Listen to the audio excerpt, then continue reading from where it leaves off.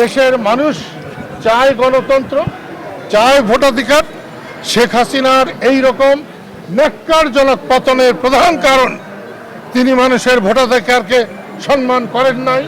পরপর বেশ কয়েকবার মানুষকে সঠিকভাবে ভোট দিতে দেন নাই, যার ফল এটা হয়েছে। এবং দীর্ঘ সময় মানুষকে ভোটাধিকার ছাড়া রাখলে এখন যারা আছে তাদের পরিণত খুব ভালো হবে না, এটাই আমার বিশ্বাস।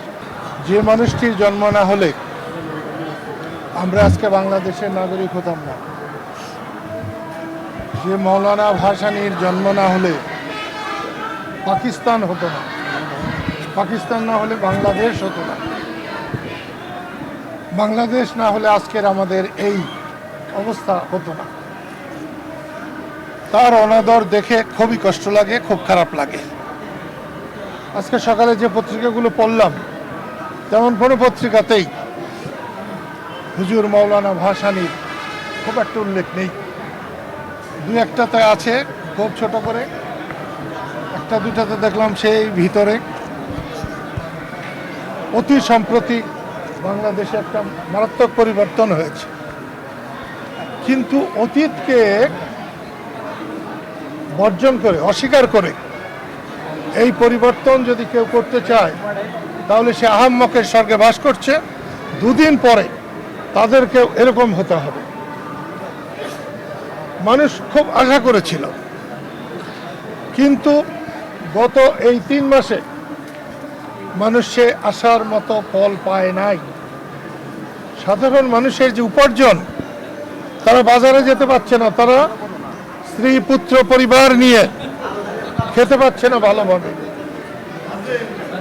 তারপরেও মৌলানা আব্দুল হামিদ খান ভাসানী, ওলিয়ে কামেল, এরকম অলি, এরকম জনগণের বন্ধু এই উপমহাদেশে খুব কম আছে। আমি আল্লাহর কাছে প্রার্থনা করি আল্লাহ যেন তাকে ব্যস্তবাসী করেন এবং তার উসিলায় বাংলাদেশের মানুষকে শান্তিতে রাখেন। যারা সরকার চালাচ্ছেন আমি তাদেরকে অনুরোধ করব তারা যেন দেশের মানুষের কথা বিবেচনা করেন।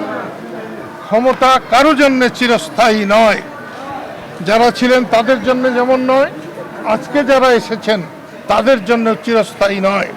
সেই জন্যে দেশের মানুষের কথা চিন্তা করুন, মানুষকে সম্মান করুন, অতীতকে সম্মান করুন।